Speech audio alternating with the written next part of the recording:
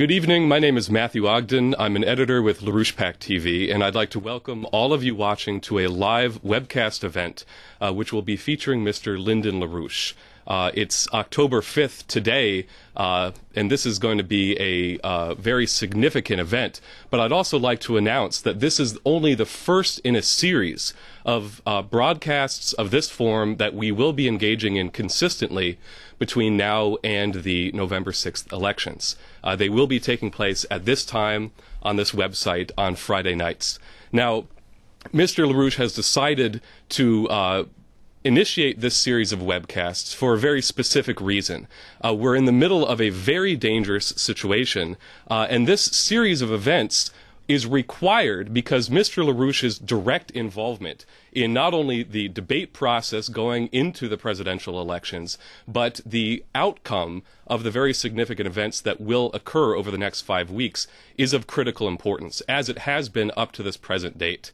The next 5 weeks is a period in which we expect a lot to change, which is contrary to what many people who had been duped into believing in the predestined inevitability of an Obama victory in this November 6th election had thus far believed. Now, these people, anybody who believed in such a predestination, need only look at the events of the past month to see that they were acting as, frankly, fools. Not only the events that happened on September 11th in Benghazi, what Mr. LaRouche has aptly named 9/11-2, in which you had not only the foreknowledge of the danger to Ambassador Stevens' life from inside the Obama administration, but also a consequent cover-up after the fact. What has been aptly named by such significant political leaders as former Governor Huckabee, Obama's Watergate, or Benghazi Gate. Now, this is only symptomatic of a much broader cover-up that the Obama administration has been complicit in, which you can look at the refusal to release the redacted 28 pages of the 9/11 Commission report, which documented the Saudi-British financing of the first 9/11 attack. Now, this is the kind of impeachable crimes that the Obama administration is guilty of. Secondly, what happened Wednesday night? And if people watched this debate, which I'm sure you did because there was the widest possible viewing, 70 million viewers across the country watched Obama's narcissistic personality be put on full naked display. What Lyndon LaRouche has said all along, since April of 2009, about Barack Obama's failed personality, a clinical Emperor Nero case, was put on display for the entire world to see as he was forced into a situation where he was challenged by none other than Mitt Romney. Mitt Romney's decision to put him up against the wall on the IPAB, the so-called death panels in the Obamacare bill. Remember, this is why the LaRouche PAC put the Hitler mustache on Obama in the first place. Also on the too big to fail in the Dodd-Frank bill, and even Obama's green energy policies. These are very significant. However, we're here to make the point that the reality still stands. As long as Obama remains in office, we do remain on the cusp of a global thermonuclear war. And I think Sergei Lavrov's statements on Charlie Rose last weekend really get directly to the point that the fear is that an Arab autumn will be followed by a nuclear winter. And this remains the danger for as long as Obama remains in office, and that is why we've convened this webcast here today. Now, before we proceed, a quick word on the format. Mr. LaRouche will be making opening remarks, and then we will have several select people in the audience here engaging in a three-way dialogue with Mr. Lyndon LaRouche. This will be Jason Ross and Leandra Bernstein, who some viewers may be familiar with. And then at the conclusion of this dialogue, I'll bring a conclusion to this event, but this will be a perpetuating series of events that will take place until the November 6th elections. And also, just one more word of mention. Accompanying the oral presentation that Mr. LaRouche will make here tonight, he has prepared a written document which will be available on the LaRouchesupport website soon called The Friday Project, and so this should be seen as a companion piece. So without further introduction, I'm proud to present to you Mr. Lyndon LaRouche. Thank you. We shall get at the business. I call this a three-way discussion because it involves what we just heard from Matthew, and what you'll hear from me, and what you'll hear from two other people who are going to be taking in the questions which are being presented in this event. We need a new national policy perspective. We're in the process of a general breakdown crisis of the transatlantic economy in particular, with emphasis on the United States, which is in a financial breakdown crisis at present. Europe, or Western and Central Europe, are entrapped in a increasing hyperinflationary breakdown crisis. And if Europe continues to function in that way, with this hyperinflationary program which has been recently installed on top of a previous hyperinflationary program, you're not going to see much of Europe. We have to change that. Now, the only solution for the problems of the United States in terms of economic and related problems, when I say related problems, economics, physical economics in particular, is central to the economy of the nation and its people as a whole. So the first thing we have to do, and there is no alternative, and the same thing is true for Europe, there is no possibility of the survival of the United States and or of Europe without a Glass-Steagall law.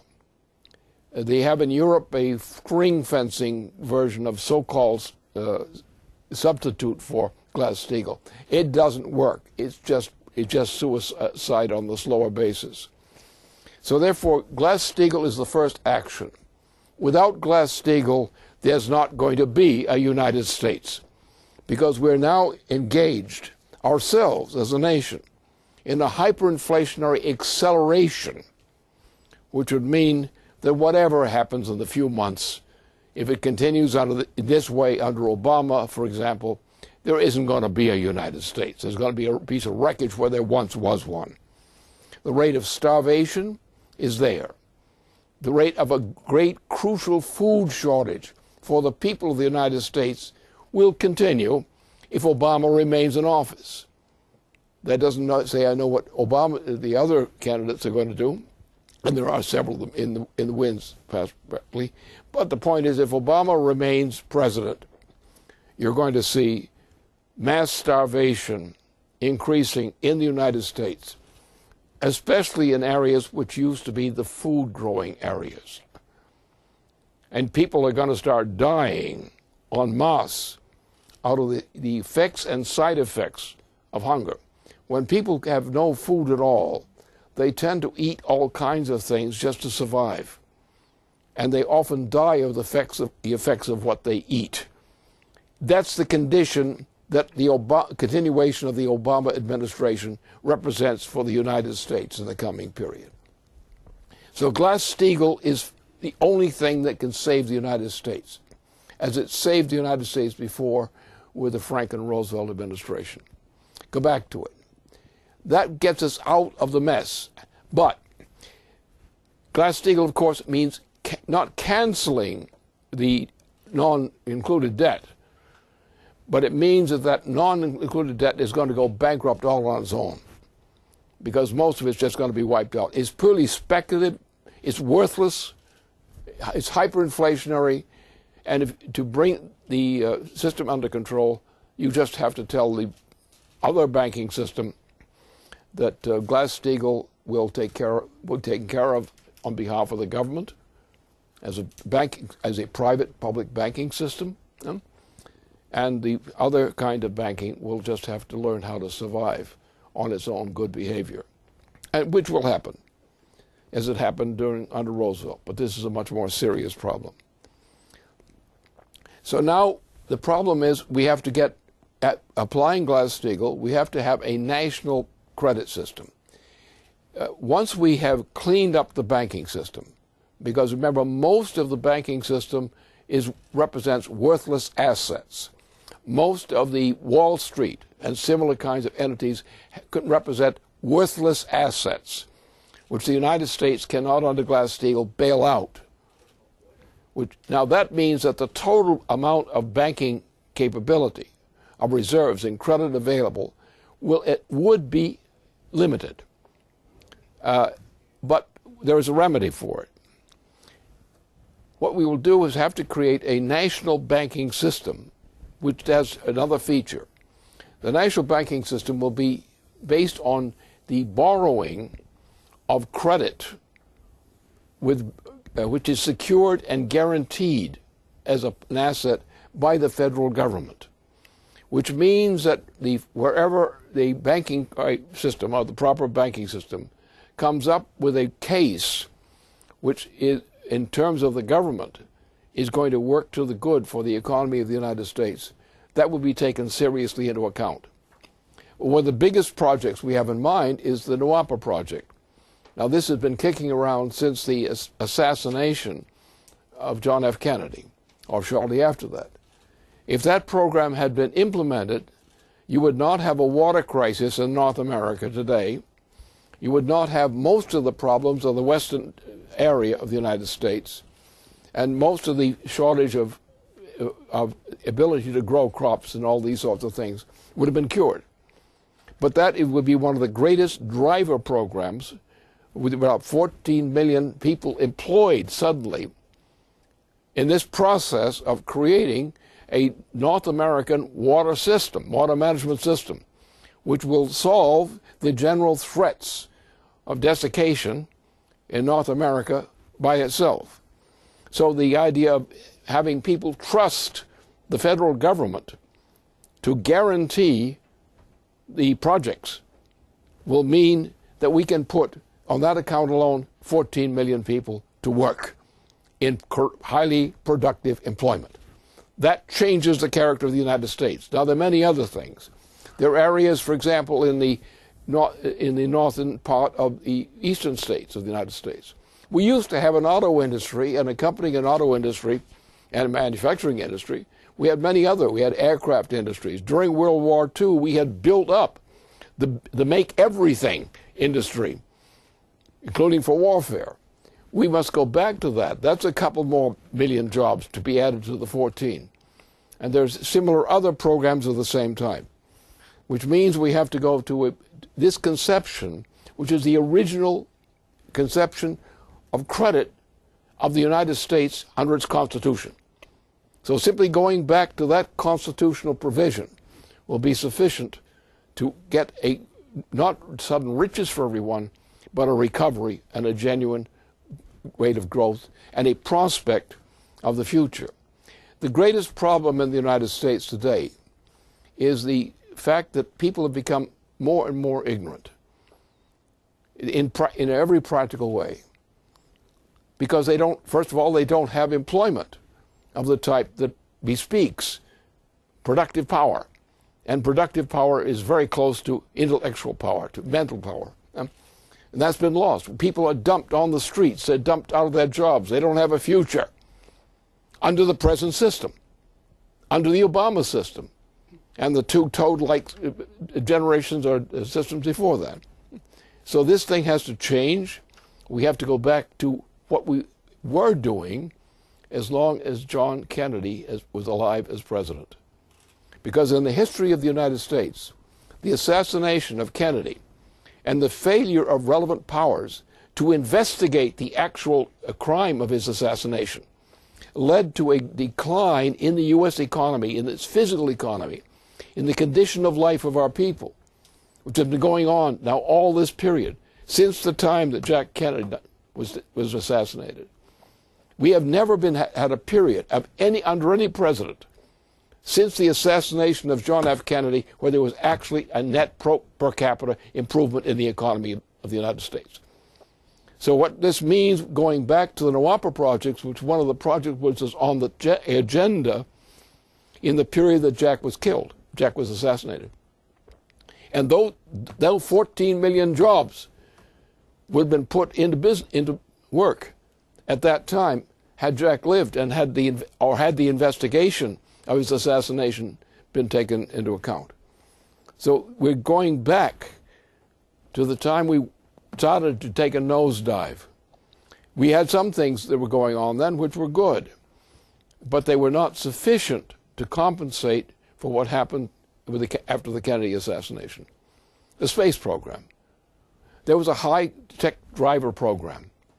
Around Massachusetts, they had a good time with it because they were one of the great beneficiaries of that. But that project now, of course, has been crushed by Obama. But it was never sufficient to make up for the loss of productivity which followed the assassination of Jack Kennedy and, of course, the long war, the 10 years virtually of war in Southeast Asia, which should never have happened. Actually, Jack was killed primarily because he opposed the war in Southeast Asia, which Douglas MacArthur, his key advisor on this, said, don't do it. No long wars in Asia for the United States. And so what that did, that war killed off the morals and future and happiness of a good part of our population. It put us really on the slide in that decade, down to in the dirt. We didn't do too well under another president. Another president came along, and he had some good ideas and did some good things, but he wasn't allowed to do too much. So the United States has actually been in a process over these successive generations, since the assassination of Jack, has been in a downslide, morally, culturally, and every other way. And each generation tries to make it out for themselves. But they don't see the pattern. They don't see the pattern that we have been going downhill. And with the green policy, which had already started there at the time that Jack was pushing things up, the green policy has destroyed the United States morally as well as physically, economically. So these things have to be changed. But the other part of this thing is people make the mistake, and Glass-Steagall points in that direction. People make the mistake of thinking that money has an intrinsic value. Money does not have an intrinsic value. The use of money as a presumed value goes back a long ways. It goes along with what's called the oligarchical system. It goes back actually to the siege of Troy, where the killing of a whole people, mass murder of a whole people occurred. And this has happened a number of times in the history of European history since that time. Just mass killing of people. What? On the basis of what's called a monetary system, a money system. And a money system which is of the form called an oligarchical system, where a small ruling class, fat, sloppy, skinny, whatever, but useless and murderous, has reigned over nations in the European region. Now, the remarkable thing about the United States is, not so remarkable. There was a fellow, Nicholas Acusa, a cardinal, one of the most famous minds in all modern history. As a matter of fact, he almost invented modern history. And before he died, his commitment was to induce Europeans who wanted to do so to cross the great ocean, and he knew where the ocean was, and he knew where the land on the other side was, because the science at that time knew that information. They knew the size of the earth. They knew the approximate size of the ocean. And Columbus was able, based on the information developed for him by Nicholas Acusa and others, to plot a course which he met. He arrived when he expected to, and he arrived as he expected to. So there was a development. Out of this came eventually, with a lot of mishaps here and there, there came a point where we started a new civilization by Europeans as colonists moving across the Atlantic Ocean into the Americas. Now, the particularly most successful case was that in North America. And the greatest concentration of success in the early days of that century, or was Boston. But that continued only under a minimal period. That effort, which was in Massachusetts, which was the foundation of the creation of the United States and everything that our system meant, that was crushed by the British, by William of Orange and his types. So that for a time, our Massachusetts Bay Colony and its ancillaries would continue to function, but they were crushed. But nonetheless, the effort came back with a struggle since 1763 at the Peace of Paris. And suddenly there was a division. The Americans began to assemble again against the British Empire. The British Empire had been first solved as an empire in the planet. It was not the royal family, the royal system had not been changed, but that had changed. 1763. At that point, there was a struggle that began with the ending of the French and Indian Wars, which coincided with the that period, that first Peace of Paris. Out of this came a struggle from within North America, within what became the United States, to establish a republic based on the same principles which the Massachusetts Bay Colony had brought into being with its own automatic currency. Not based on a monetary system, but based on a credit system. When the U.S. Constitution was first formed, the provision was for a credit system, not a monetary system. Monetarism came in because of the loans and debts of the United States at that time, in which other people were using money to assist the United States or to collect debts from the United States. And that was where this problem came up.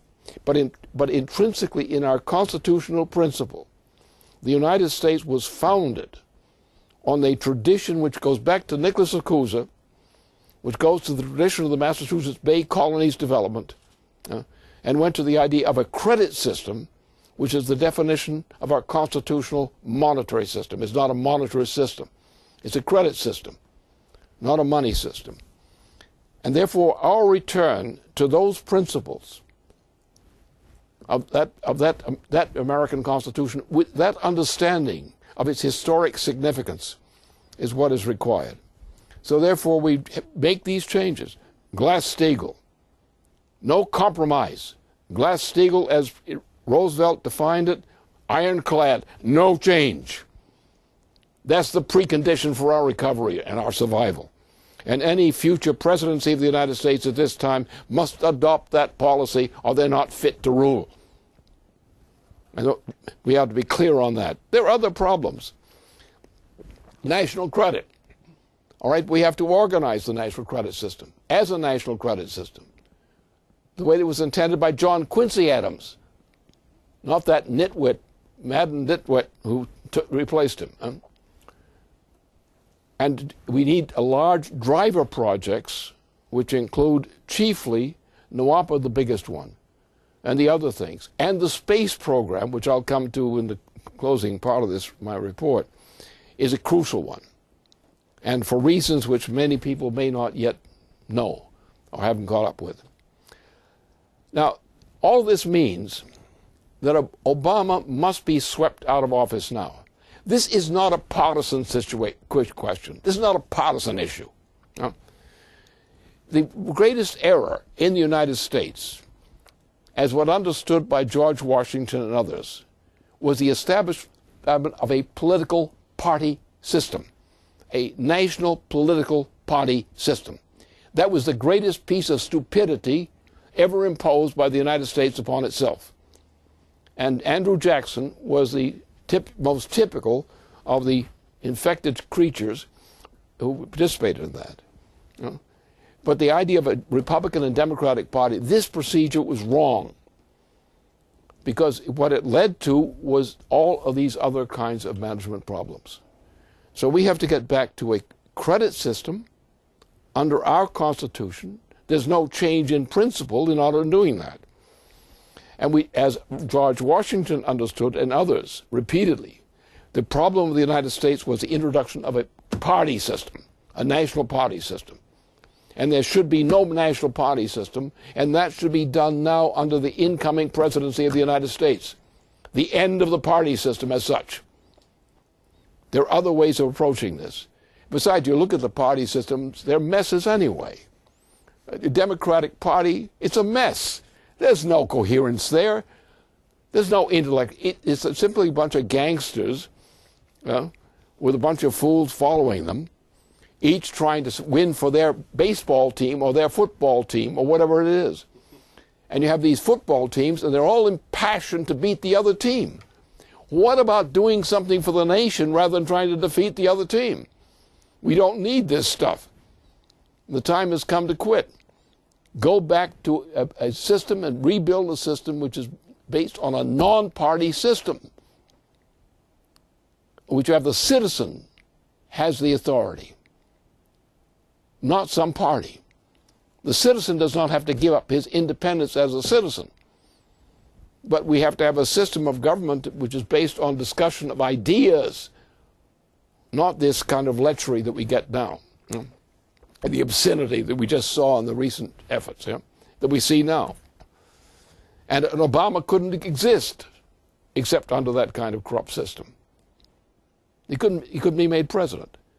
I mean, suddenly he's losing, and then suddenly, where the drugs are flowing across from Mexico into the United States, into that area of the world, that Obama made a big victory and knocked out his competitor in the Democratic Party.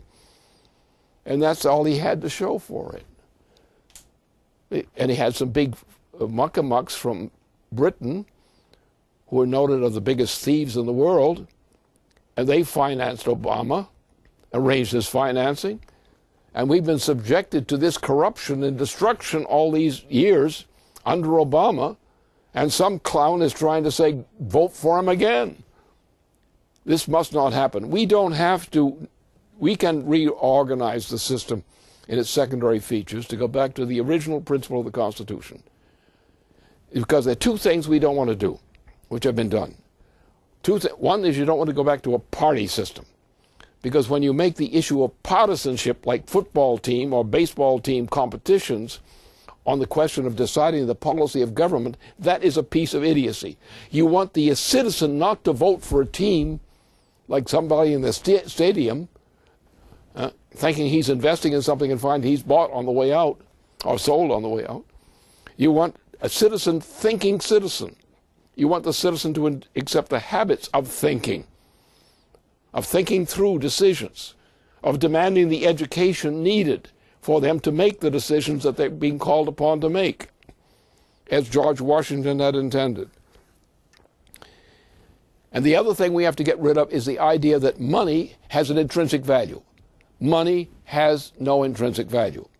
Money is no better than governments are able to organize money in a way that fits the national needs.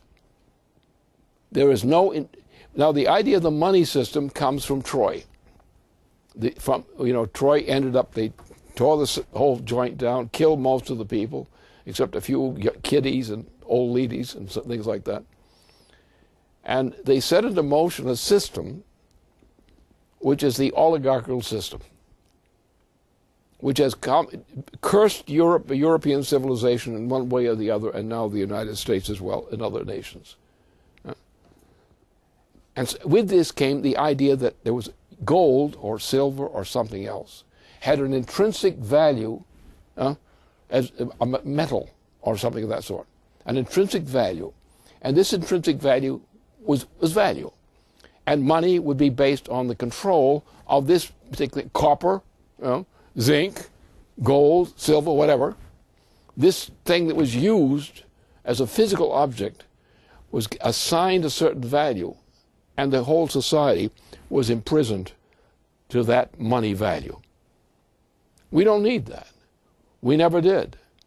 And we saw in the Massachusetts Bay Colony, with the shilling that was introduced in that period, was a demonstration of that. And what Benjamin Franklin's conception of a money system was based on that precedent with his paper money currency conception. The foundation of the system of the economy of the United States, the federal system, was based on the same principle.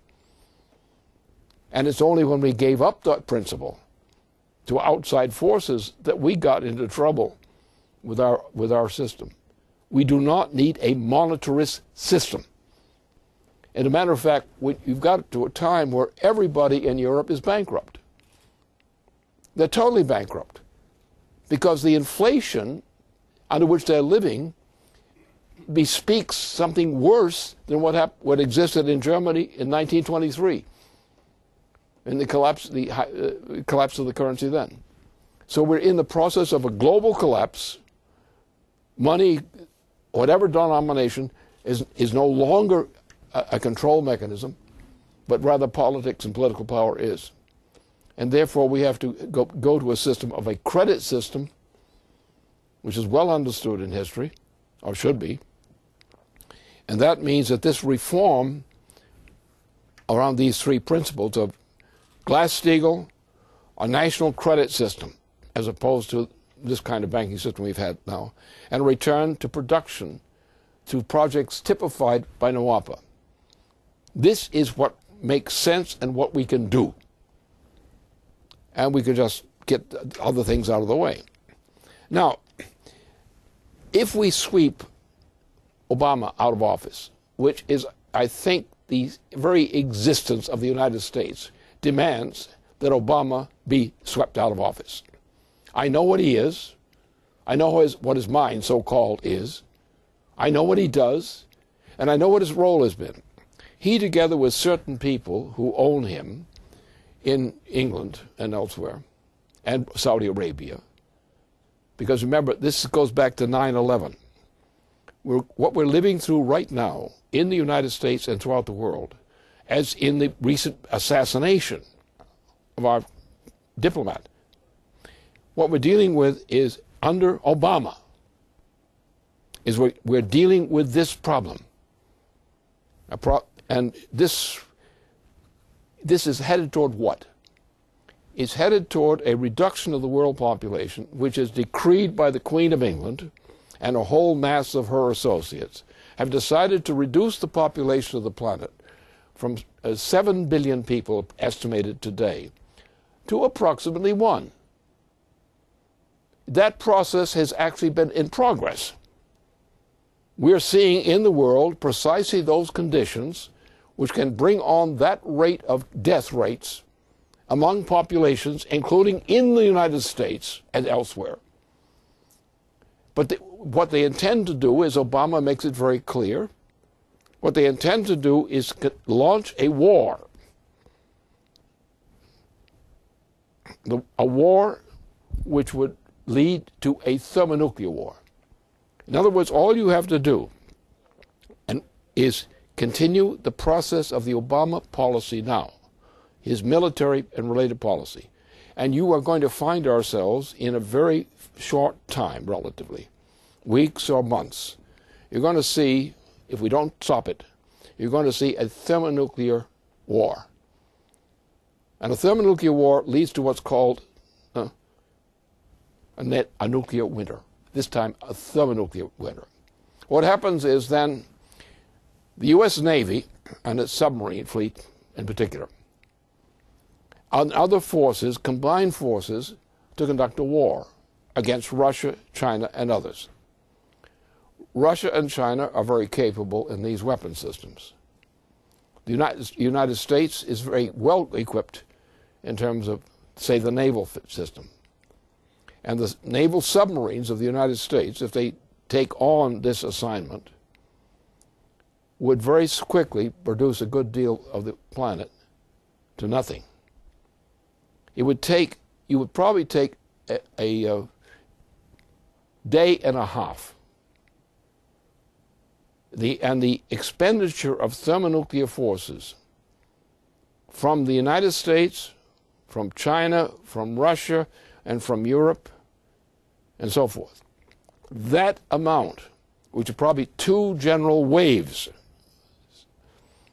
would turn the whole planet into what's called a nuclear winter. A nuclear or thermonuclear winter.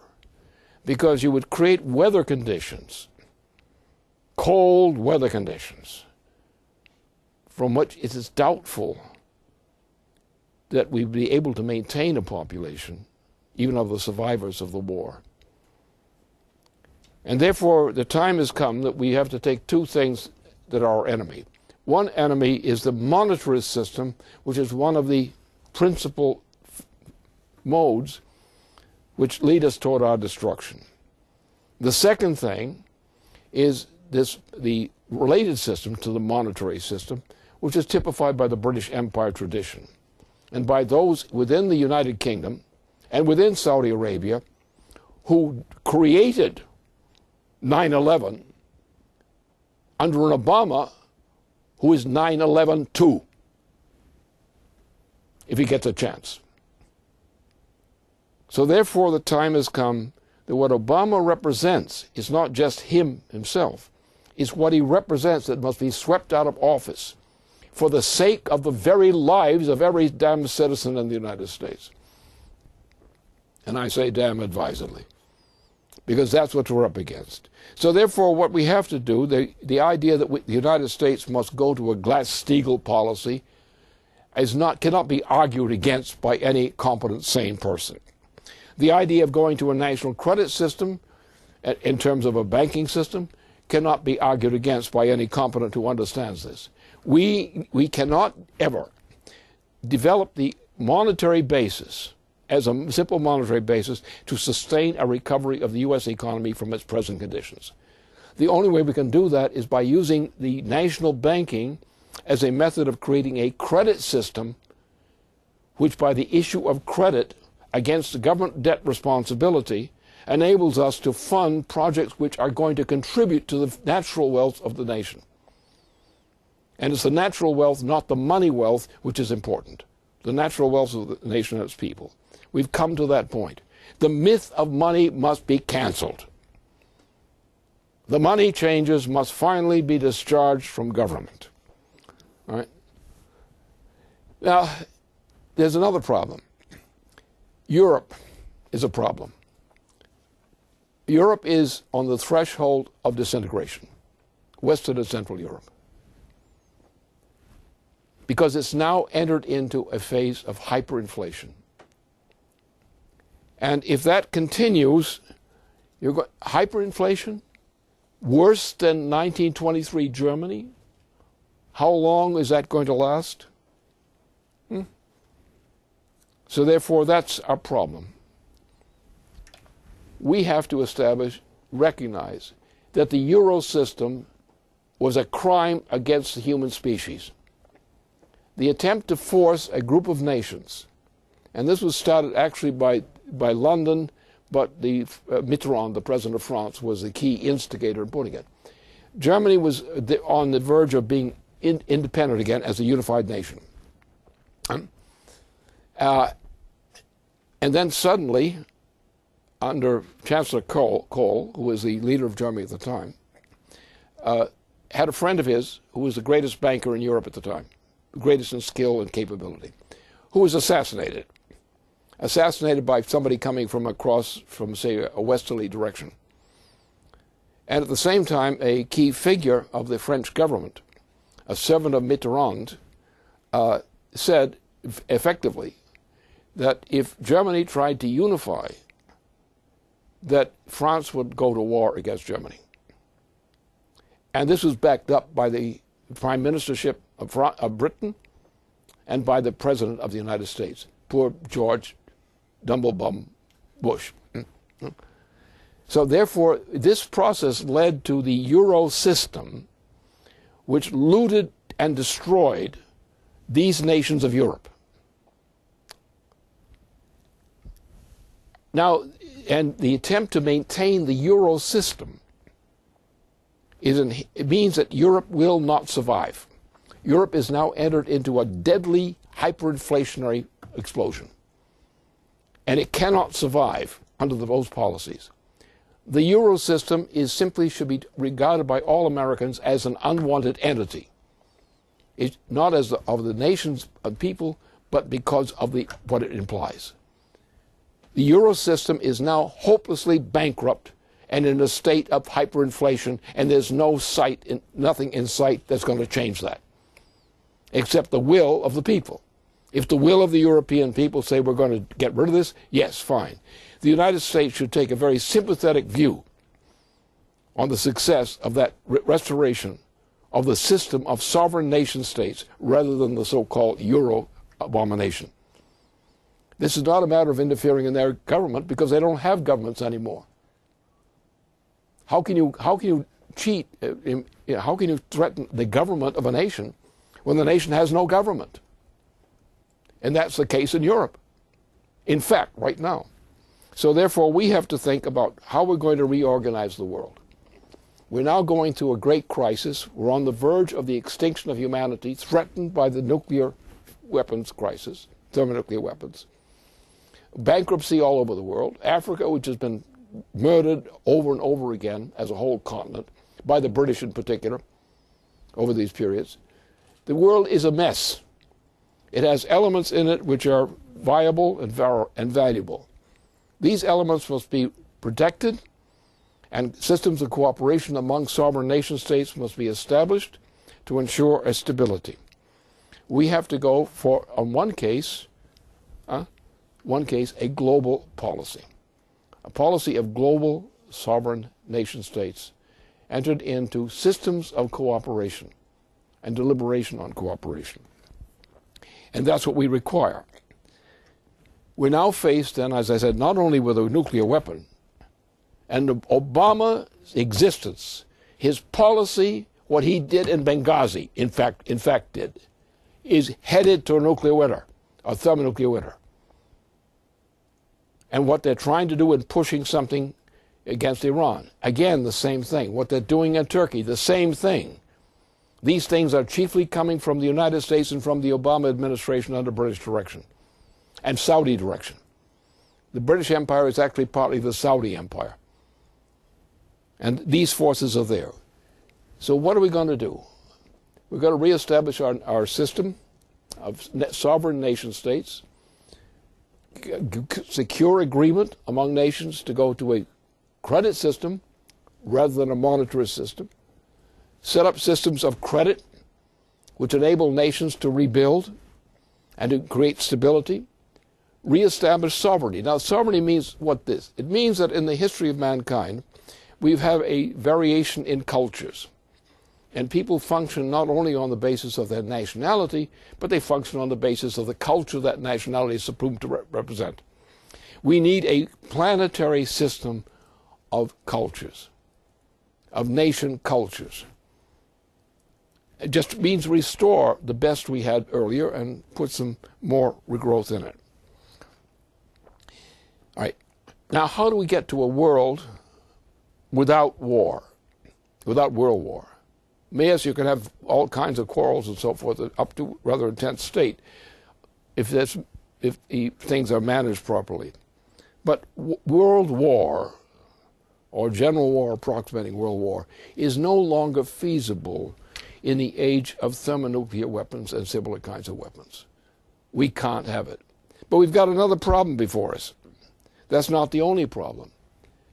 We've got a problem with a lot of big rocks called satellites.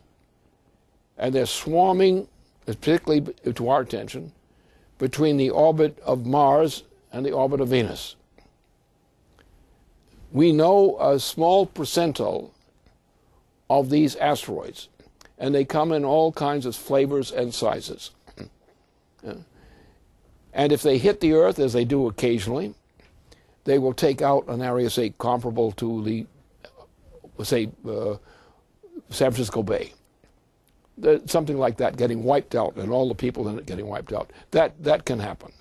Smaller events of that type can happen. Larger ones can rarely happen. And a really big one, if a very big satellite hits the Earth, then no more people. So therefore, the defense of Earth, while it has not been much discussed, was actually being pushed as an issue and a project at the time that I was pushing for the SDI. And that effort has continued. Today we find ourselves in a position where we do not have the kinds of information we need, and let alone the equipment we need, to get out there and steer some of these asteroids. First of all, locate them. Steer them in such a way they do not collide with Earth. Because they either have tremendous damage to Earth, life on Earth, or they can totally destroy human life on Earth, and all life on Earth. So therefore, we have a mission now, and it's becoming more acute as time passes, that we must get out there between the area of Earth and Mars in particular, and build up systems of cooperation, as up on Curiosity, on Mars, and by using the speed of light of communication between the systems we establish on Mars and the systems on Earth and so forth, we are going to have to develop a system by which we can detect these satellites that are floating around and intervene to steer them away from a collision with Earth. And this is typical of the kind of problem that we have to deal with in the coming period. We have to totally reverse the idiocy and the crimes that were done by Obama in terms of the space program. The problem with the space program already was we were not doing enough to meet this challenge. We weren't giving it sufficient support to meet this challenge. And now the time is they come, Obama has tried to destroy it all. And that is a crime against humanity. When a head of state acts to intervene in world affairs, to halt, block and halt, a means necessary to preserve the very existence of the human species, that is what we will not tolerate. And Obama, for that reason alone, should be just quickly ushered out the gate, or probably impeached. We probably can't wait longer. You should probably get him out there now. But that's the challenge. So now that's where we stand. We have, on the one hand, we have the worst government in most parts of the world we've seen in a long time. And the U.S. government under Obama is the worst of all possible governments. You wouldn't think there's anybody could do that, but that's it. He is. Only the Saudis, if they were capable, would be equally evil. But that's what we have to do. So we're at that point. We've got to get to we have an understanding of what these nonsense is. We have a system where you don't have clear party solidity. The Republican Party is not a solid creature. The Democratic Party is not a solid creature. And you have a lot of other loose groups around who don't really agree with either. Or they don't agree with them even with themselves because they don't know. And they don't even trust themselves, I guess. But the point is we have to build up a new political system which is based on, for us, our national tradition. I don't think that most people in the world would disagree with us on what the United States system was, the conception of the political system. They might have some disagreement with what we've been doing and what our policies are and what our thinking is in many cases, but the principles are not at risk. And therefore, I think that's where we stand. If we can do that, I think we can make it. So therefore, where we are we? We've got a Democratic Party, and they've got this piece of junk called Obama, who's stuck on top of it, running for president. You have Obama. You have the other side, and other sides in between. We have to have a sort of an understanding of coming together and not, instead of taking issues, and issues are a deadly issue. When you take issues and make bargaining over issues a mistake, it's the choice of issues which you have to agree upon.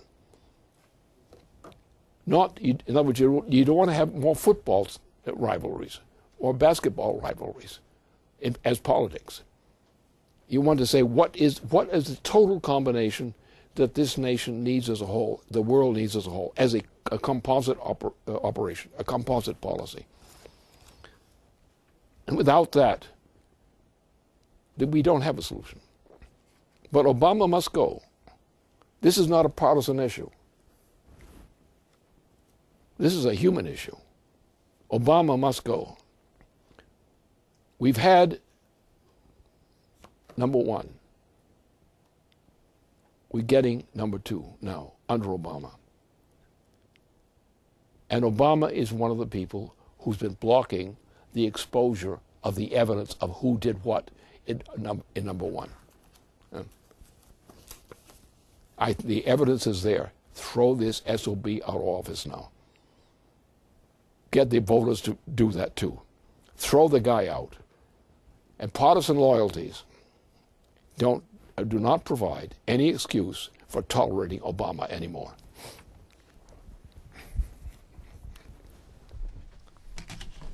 Thank you very much. If you've just tuned in, you're watching a live international webcast by Mr. Lyndon LaRouche, and this is the first in a series of webcasts that we'll be doing between now and the November 6th elections. Now, what we're moving into now is a period of discussion, and we will have two interlocutors, Leandra Bernstein and Jason Ross. I'd like to ask Jason to come up first, and he'll be presenting a question that came in from layers inside the United States intelligence community who are watching this live broadcast. Hello. So the question for you, Lynn, is Mr. LaRouche, the Republican presidential candidate Mitt Romney, has criticized the too big to fail bailout provisions of the Dodd-Frank bill and has said that he will replace Mr. Bernanke as chairman of the Fed if he is elected. This has caused considerable concern among European Union and European Central Bank officials, who fear that the deals they have struck with Bernanke to continue to provide Fed funds to bail out the European banks could be cancelled with a Romney victory. How do you see this? Might the European banks and allied institutions attempt to intervene in the U.S. elections to preserve the hyperinflationary deal?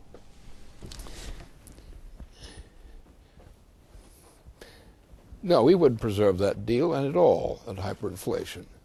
No, what we have to do essentially is recognize that the European governments that oppose this Glass-Steagall, and you have a very significant faction of leaders in Britain who have actually initiated a very vigorous proposal for ending ring fencing as well as anything other in favor of Glass-Steagall explicitly. In the recent couple of years, there's been suddenly a surge in support for Glass-Steagall as a policy conception, including in Britain, which did not exist at all, or barely at all, just as a curiosity in Europe previously. And that's the right clamor. Now, as for the banks, these banks that you're talking about, without going into the list of names, these banks are all engaged presently in an accelerating rate of hyperinflation. The most recent agreements in the near euro have done exactly that. These banks are not long for this world in any case. So why are you trying to save a dead man walking? Europe is going to survive, it has to go to the equivalent of a Glass-Steagall law. Only two things. First of all, yes, we do have a shortage of money in the banking systems in Europe, even if we reform them by a Glass-Steagall law. Therefore, means we have to go to a general credit system and manage the recovery under a credit system in order to kill the hyperinflation, because the hyperinflation that these European banks would like to have for themselves would kill them. We're talking about weeks or something in that order of magnitude. The entire Western and Central European system is ready to disintegrate in hyperinflation that makes 1923 Germany look like an entertainment event.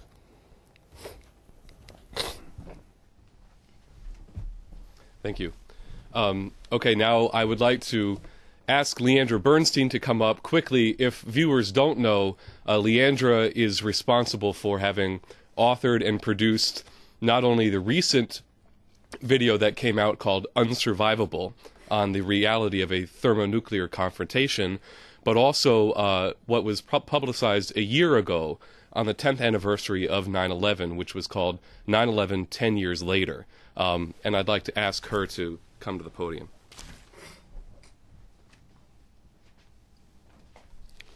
Well, with that introduction, I think that this question might be a little uncharacteristic for such an introduction, but I would like to ask a question that's been kicked around through a lot of Democratic circles about the recent endorsement by Bill Clinton of President Barack Obama, which resulted in an immediate boost in Obama's approval. Now, there's a certain idea among these circles that because Bill put his support behind Obama, that it's somehow possible that Obama could be tamed in a second term by the circles around Bill Clinton. Now, this endorsement of Clinton for Obama has been definitely taken note of in international circles. A question came in from one of our Irish activists who took note, saying that Clinton is widely esteemed in Ireland, but it's very difficult to reconcile his actions in supporting Obama. And he asks, on what grounds, personal or political, could he do this? If you have a very dear friend who makes, in a very curious way, a commitment to suicide or some other major criminality, which you know is the reflection of some intimidation, great intimidation, of threats to himself or to members of his family, and he says something and does something, as Clinton did with this case, and he acts like a damn fool, as Clinton did, and I'm sure he knows it, in supporting Obama in this recent period. So if Clinton says do it, are you going to do it because he says it? When you know he's under heavy blackmail, that his wife is terrified, she changed her personality practically under the threat from this thug Obama, when you know that Obama is a killer, you know the number of people that Obama has killed, who they are, how they were killed, why they were killed, how they were threatened, you're going to let somebody who's under blackmail from this thug, this mass murderous thug, Obama, and just because a frightened president or his wife or others are trying to save their personal lives against this monster, you're going to do what the monster begged you to do? What kind of morality would that be? So Clinton is doing something which is damn foolish and evil, but I don't know exactly why he's doing it. But I know what he's doing is contrary to what I know his personality to be. So I'm just going to leave him alone and tell people not to pay any attention to any foolish thing he said, and just think about the old Bill Clinton used to know.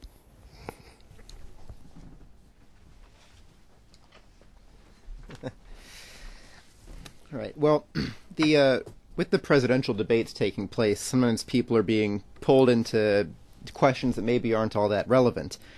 So the economics discussion that we were, treated to the other night on television left out many of the essentials of what actually has to be discussed. The real threat of thermonuclear war, the real threat on the economy. And for example, on the food front, we're literally, as you said, being starved to death, where corn supplies are at a near all-time low. The president has refused to lift the biofuel mandate, where even as the food supplies are shrinking, corn and other crops are still being used to make gasoline. This despite the opposition of some 200 members of Congress. Now, in terms of getting things going again, we hear discussion about setting tax rates or monetary policy. And as you said, the problem with monetarism is that it neglects real economics. I was hoping you could say more about the kind of thinking behind the use of government to propose and finance specific projects, a dirigistic policy approach, as opposed to setting monetary policy in hopes that something good will come out of it on its own. Well, you look back to American history. We've gone through this before. When the monetarist says, well, you've got to constrain everything to fit monetary values, monetarist values. The president of a nation which is sane does not do that. The president of a nation which is sane says, okay, we look in our treasury. we don't have in the National Treasury, not only the public and private right now, we don't have the amount of funds available to buy the things we need or to do the things we need to do. So what do? You go to national credit. Now, in all these countries now, the United States in particular, right now, we don't have the money. So you're going to kill people because you don't have the money? Or starve them to death, which is even worse than killing them. Right?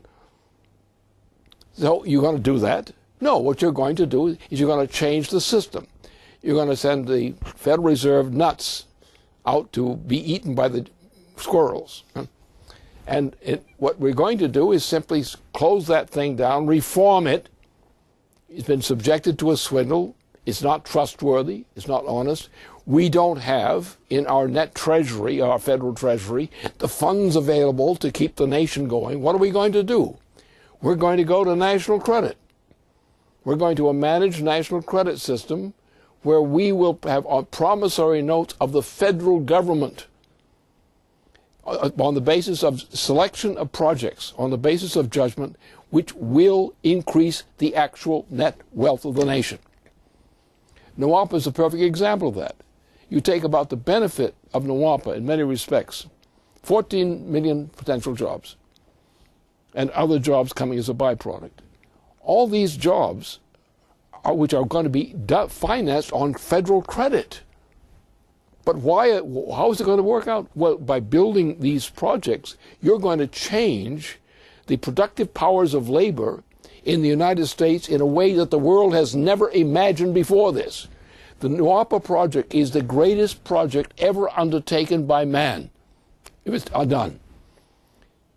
And we can get the credit for that. Because what happens is you put this credit to work in the employment of people who eat and are paid to work, and who have all these kinds of skills they're getting as jobs, and increasing their skill power by giving them these kinds of projects as challenges for their work and for their careers and for their families, for building educational institutions and all the kinds of things that do happen out of such great projects. So therefore, we simply have to do that and use those orientations of saying we can no longer operate on a monetarist system. Money as such cannot run our economy. What we have to do is we have to have a national economy in the sense that the nation has certain assets it already has in terms of monetary equivalent, uses them as credit facilities, and then says, what can we in the Congress and by other means, what can we do to employ people to produce more wealth than the value of the wealth we're investing in? And that's what Roosevelt did with some exercise and success. That's what was done under Lincoln with great success under the Greenbacks, and what's been done before and again. So we can use the credits concept of the credit system, national credit system. And then you get into something like NWAPA is quite a driver. Do people realize what this is? It's the greatest single project of this type ever conceived by man. And it's all planned out and it's perfectly feasible. What we have to do is we've got some older people who are, a little bit like me. They don't bend as well as they used to, who know these skills. We have the charts, the graphs, everything. The evidence is all not there, or it's implicitly available. And we can put people to work instead of on starvation. They're not going to, it's not a dole, it's not a bailout. They're getting paid to work. And they're producing while they're working. Roosevelt did this in the 1930s with projects of that type. Yes, you're giving credit to get people working. You don't want to have people on the streets on the dole, as it's so-called. You want them working. You want to find out what you can do for them to make them capable of working, improving their own condition, improving their family life, these kinds of things. We did that. And that was what Jack Kennedy was doing. We did that. And at a lesser scale at different points in our process, that idea has often been used in the United States. That's how government does things right. Make a list of the things that must be done, look at the way they're integrated, try to have an integrated national program of production and people employed in producing and increasing the productive powers of labor. And that's what the value of the nation is. Its ability to produce. Its ability to enable its people to produce, to meet its own needs, and to conquer the next step on Mars. Not out of curiosity, but something much bolder.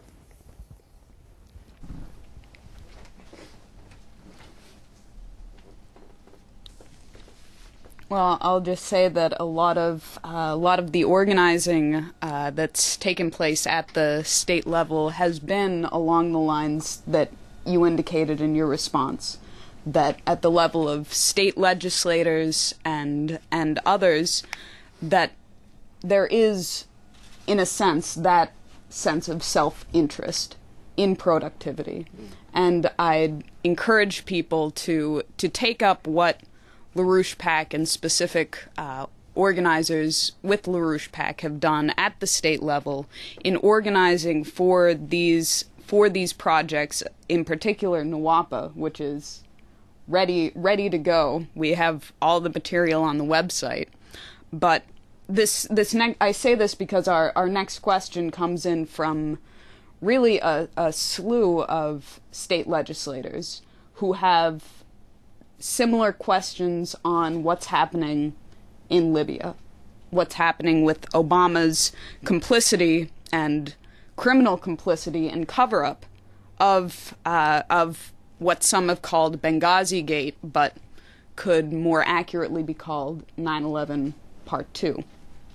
So these are questions which have come in from legislators who we've reached on a variety of aspects of our program, but they all want to know how it is that the United States supported and armed Al-Qaeda militants, how it is that the administration has gotten away so far with their negligence. And I'll just say that two state representatives, Froer and Daw in Utah, wanted to know specifically on the events of September 11th, 2012 in Libya, how much did Obama know? And if there's evidence that he did know beforehand, what are the steps that we need to take to get rid of him? Well, the easy one is to get rid of him. If you just throw him out of office right now, or if you put him through impeachment proceedings, as criminal proceedings for impeachment, which he's entitled to receive, that's what he's earned. Now, the other part of this thing, we're dealing with you have to look at 9/11, because 9/11 has an expression, but it also has an origin.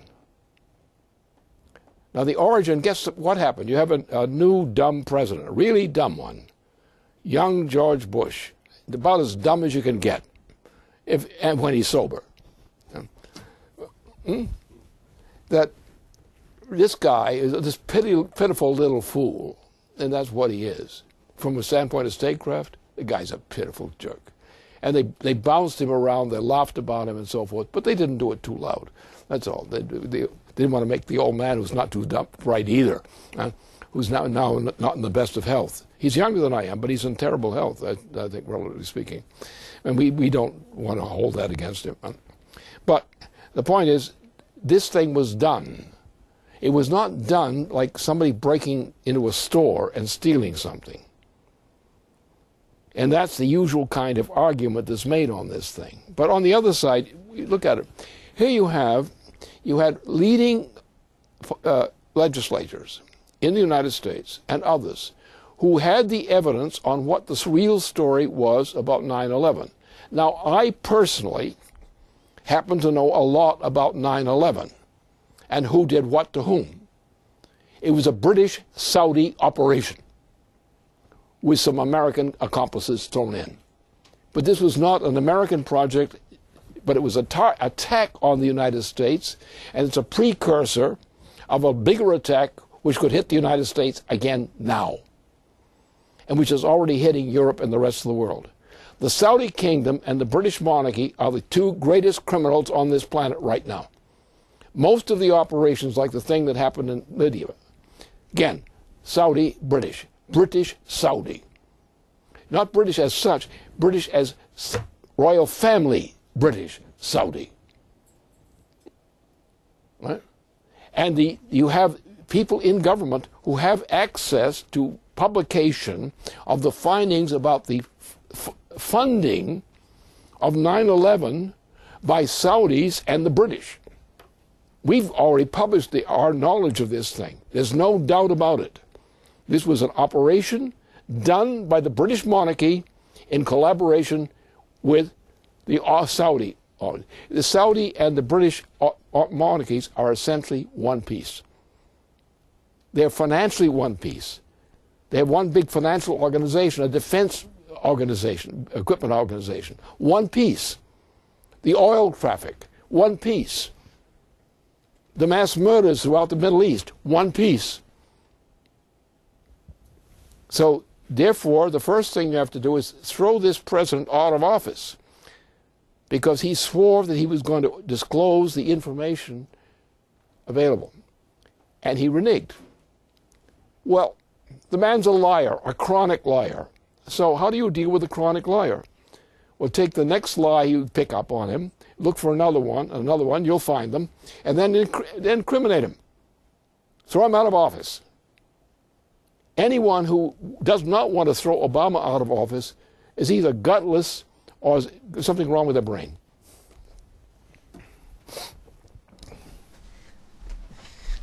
Yeah. Well, let me ask about this. This is a question that's come in from a number of people through the website, is that the situation you're laying out is very frightening, and in many respects it's a totally new one facing humanity. Nuclear weapons, thermonuclear weapons, are a recent development in history. A number of people are asking and wondering, given that there's no winner at the end of a massive thermonuclear exchange, given that there's the potential for the complete elimination of the human species, who gains? Would they really go that far? What would be the motive for pushing a policy that's so reckless? All right. Let's look at the history of mankind and say what in the history of mankind bespeaks exactly that kind of decision. People who carried it out. Let's take the fall of the Roman Empire. Let's take the siege of Troy, which is we now know as fact, not myth. And other cases. How often have there been total exterminations of populations under these kinds of conditions? Now, there's a system, and the case of the siege of Troy is an example.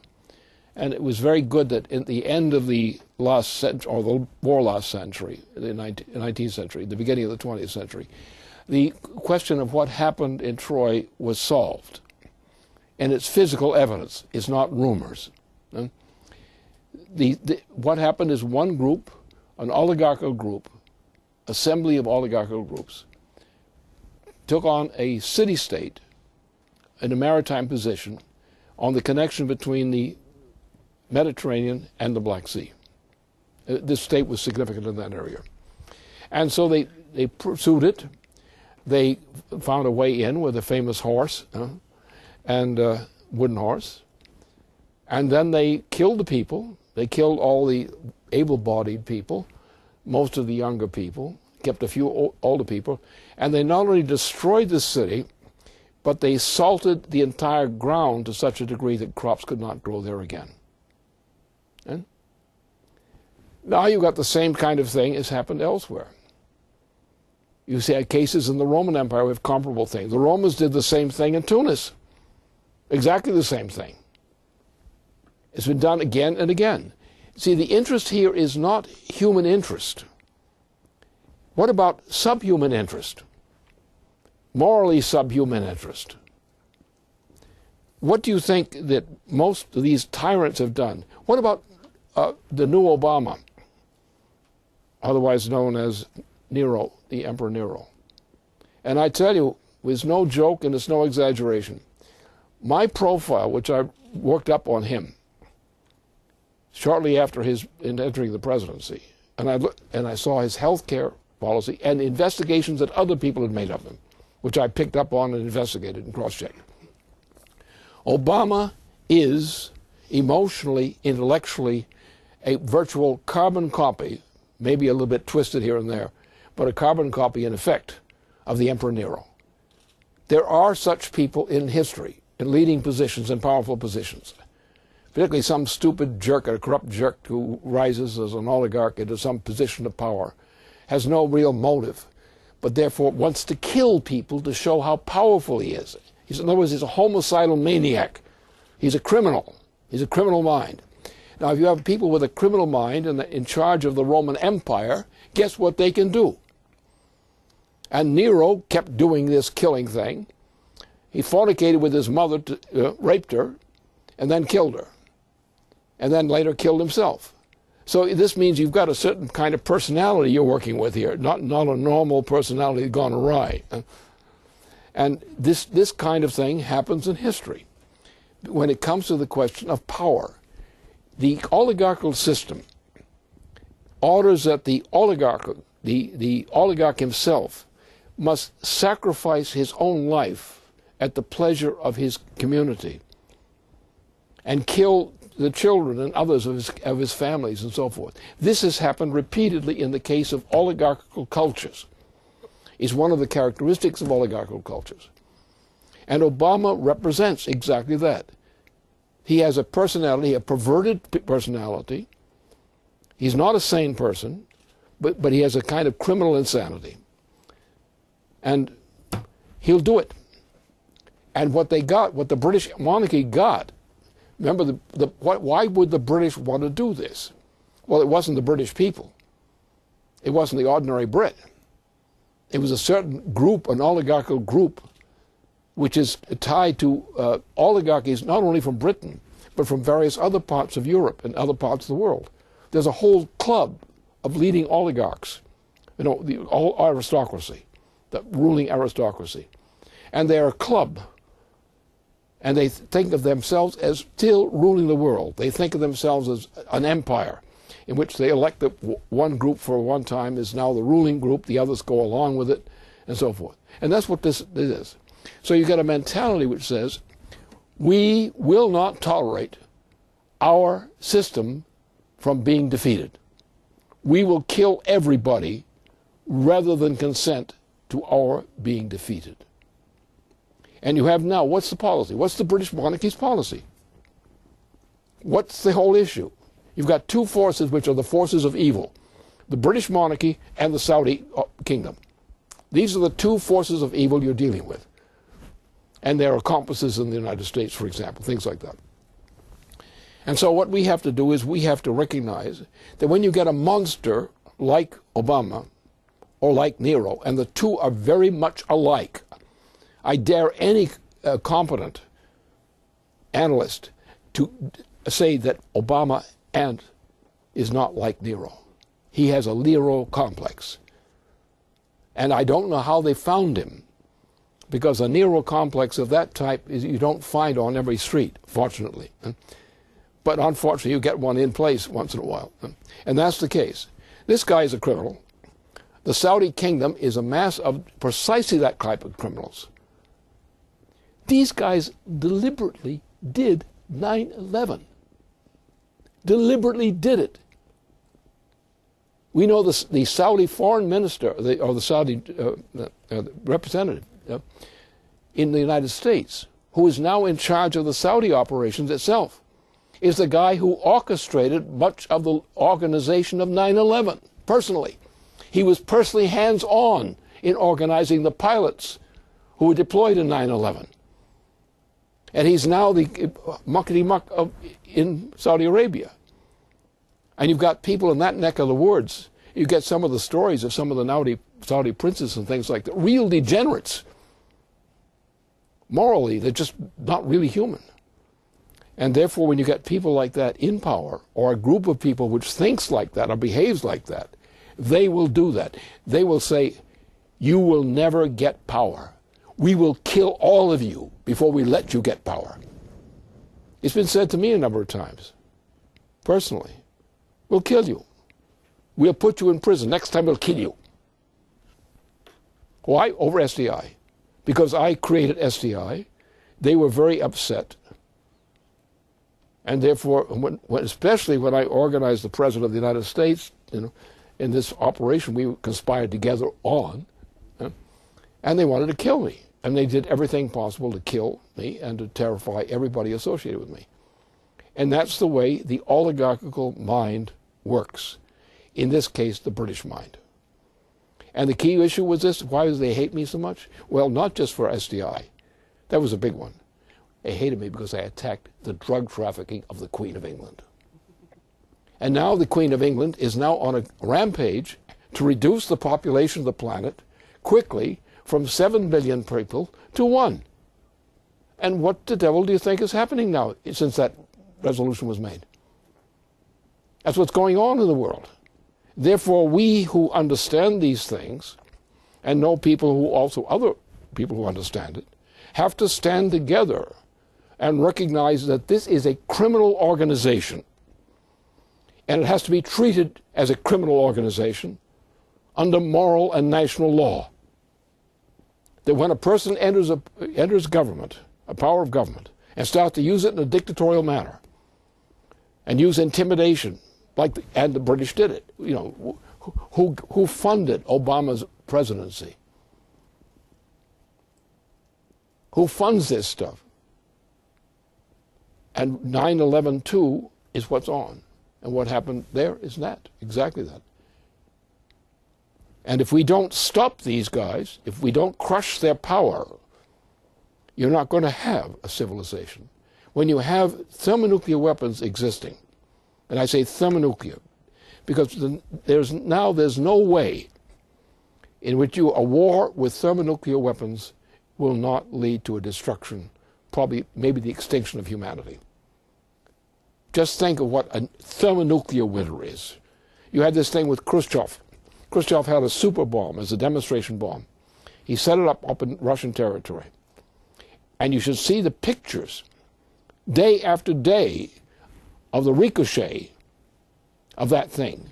And you see an image in that ricochet of that, exactly that, a nuclear winter. But now you've got a thermonuclear winter. Now you think what it takes.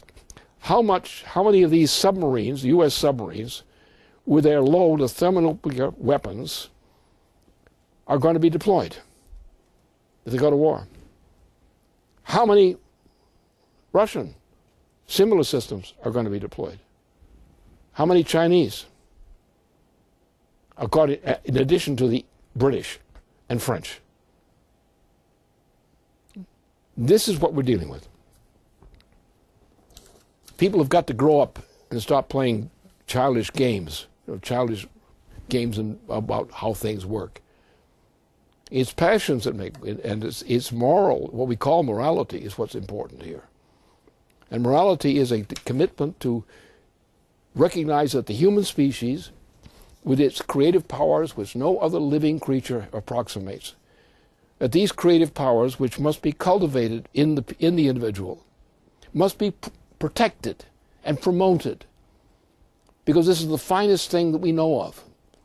There's no other living process on this planet except the human species which is capable of seeing the future, of creating the future as a willful act of creation.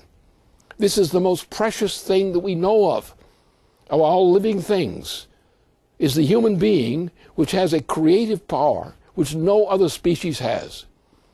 And the promotion, education, and culture of that human being is the most important moral mission in all human existence. And anyone who's going against that, like the Queen of England and like the Saudis, is wrong. They're wrong. And they have to have their power taken away from them before they use it some more.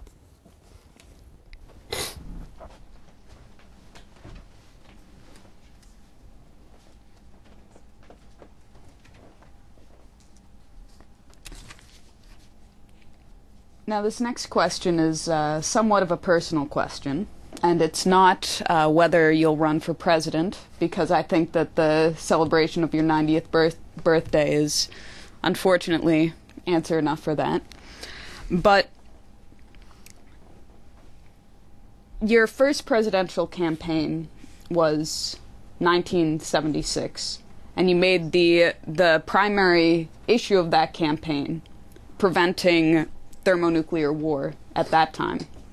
You also arrived at taking that position of responsibility off of the success of your 1971 economic forecast of the takedown of the Bretton Woods system.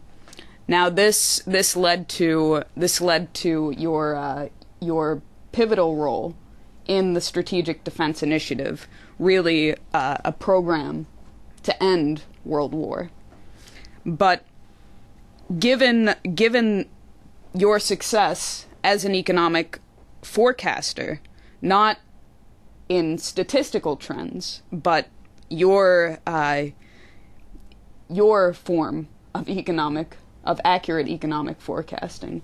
I mean, if you were to take just the current situation as it stands today, you would be looking at death to mankind, as Robert Frost said, by fire or by ice. But how is it, if I'd like if you would elaborate your forecasting method and how it is that you can hold on to the principled stance, your program, as a way out for humanity, despite everything that appears to be in front of us. Well, it started a long time ago. I really don't know fully how it started. I have an idea of how it started, but that part I can't really explain clearly. What I can identify is the result.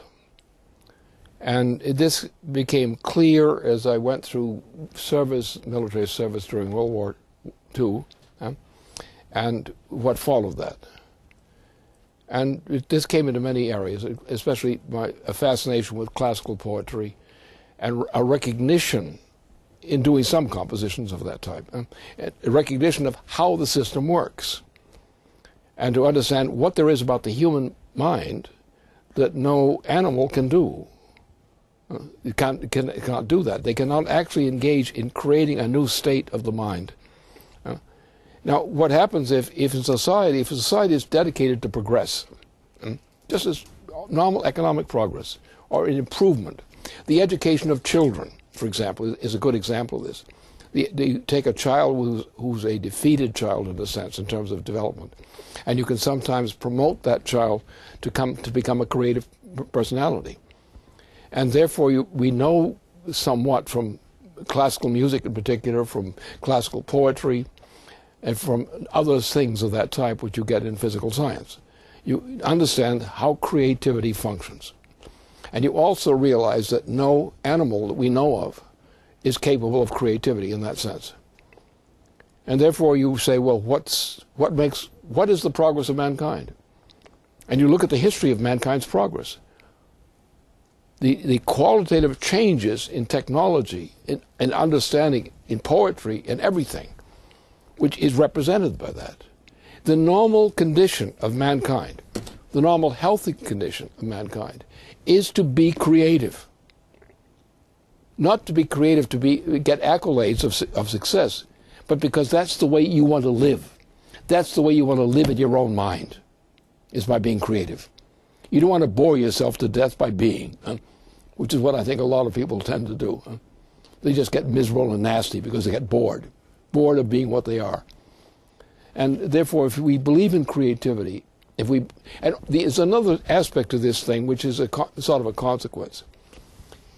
We now think of the death of people. We think of that as closing something off, as the end of something. Well, that's wrong. When you think about humanity, you realize that people who have progressed in developing the advances on which culture advances, their death is not the end of things. it's a part of a beginning of something, a new beginning. Because their creative activity becomes infectious among them and among those who follow them. And it's that infectiousness of creativity from generation to generation and person to person which defines the meaning of life over the span of entire successive centuries. And therefore you have a sense of immortality, not as the immortality of the embodied person, but the immortality of mankind as expressed through the ascension of mankind's condition through successive generations. What we think of, when I grow up, I'm going to be this. When my children grow up, I want them to become like this. And I want their grandchildren to look even better.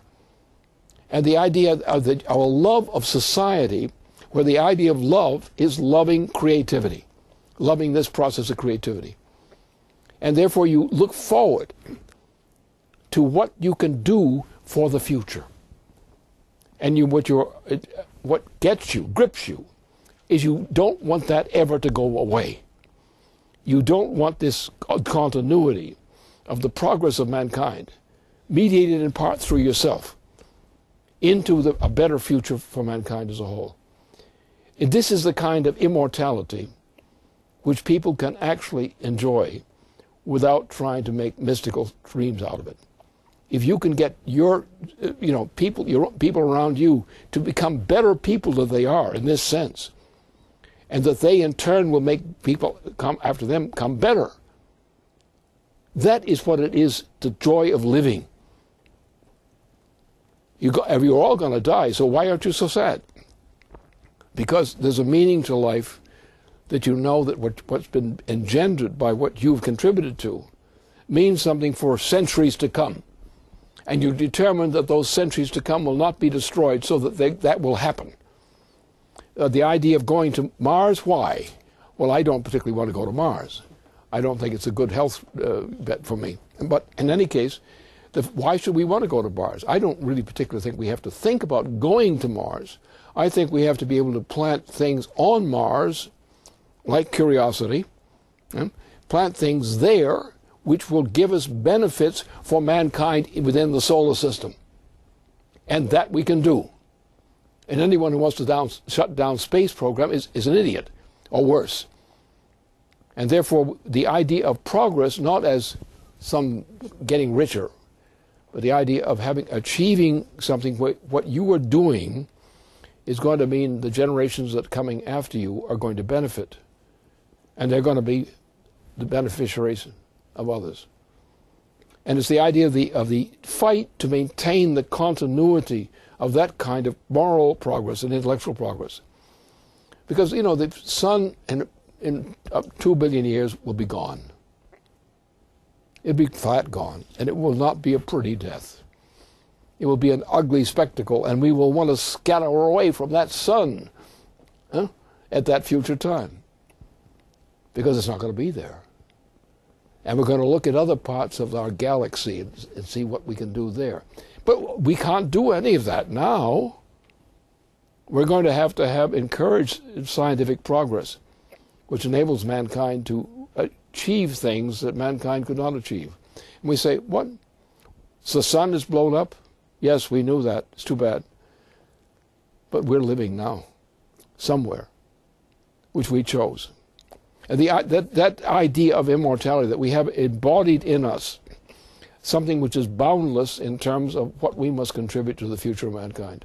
That's what's important. And that's the only thing you can really trust.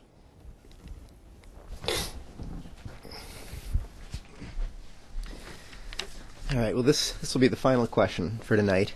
What you just said about having a mission that you know has an enduring value, that's one of the greatest missions, that's one of the greatest jobs of government, is to be able to provide the people a reliable sense of self-worth that they can reflect on and realize they're being part of something that they know has an enduring value.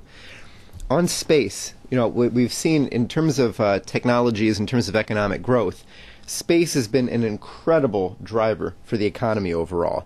figuring out how to meet the challenges of space exploration, both with people and with equipment, has driven a lot of the technological breakthroughs that we take for granted today, the so-called spin-off effect in medicine and other fields. Now, while this is undeniable, obviously, as you referred to, we're seeing Obama, everything's being shut down, NASA's being taken down. If you think about the need to be able to defend the Earth against, in the long term, the end of the sun, and in the shorter term, the threat of asteroids, I was last month at a conference in Ukraine on this, an international conference on defense of the Earth using space technology against asteroids, on the prediction of earthquakes, etc. And what you're saying about developing an infrastructure on Mars and elsewhere, where there's a real need for us to develop an inner solar system infrastructure where we're able to have sort of speed of light, near instantaneous communication in this system, as opposed to now having to send things off and wait.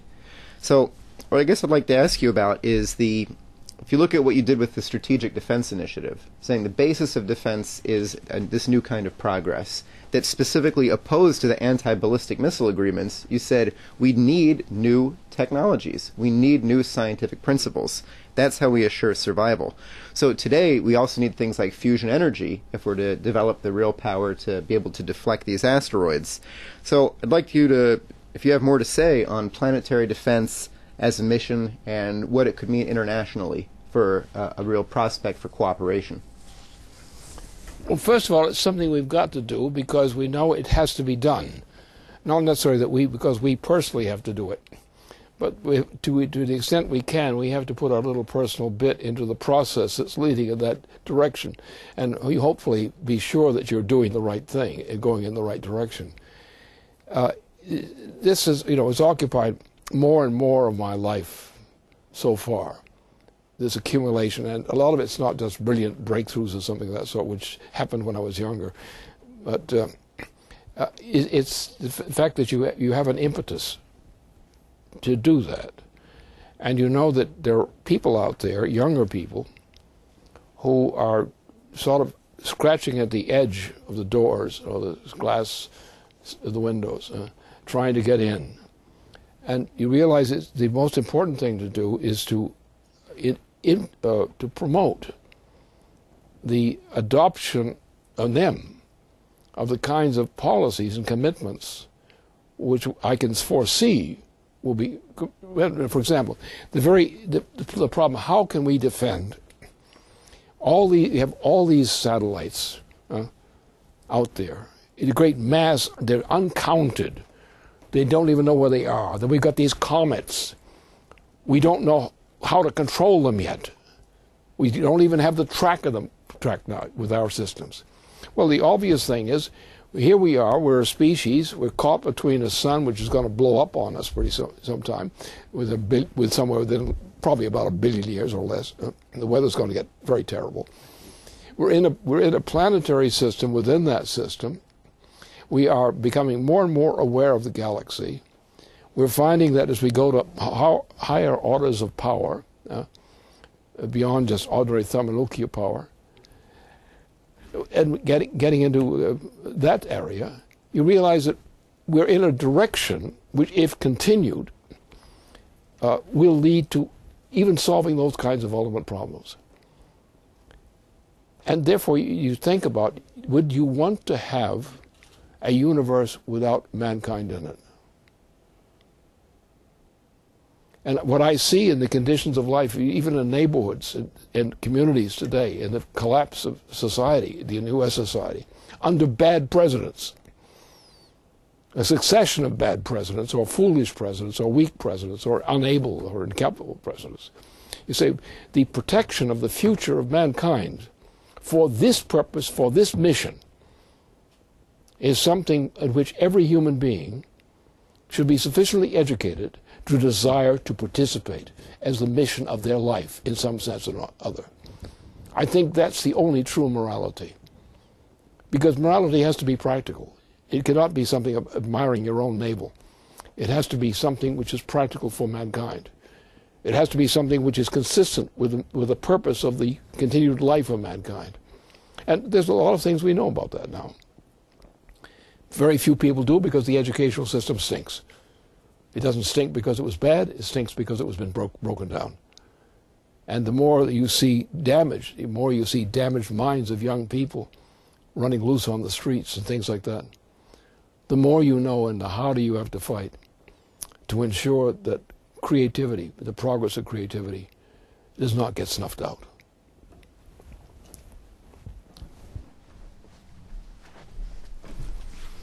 Thank you very much. So that brings a conclusion to our webcast tonight. I'd like to thank Mr. LaRouche for joining us. I'd also like to thank Jason Ross and Leandra Bernstein for what you have contributed to the broadcast.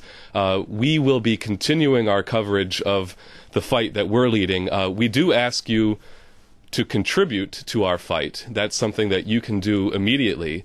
And like I said in the beginning of the broadcast, this will be a consistent program that we will be airing on Fridays between now and the November 6th presidential elections. So thank you for joining us tonight, and please tune in next time we reconvene.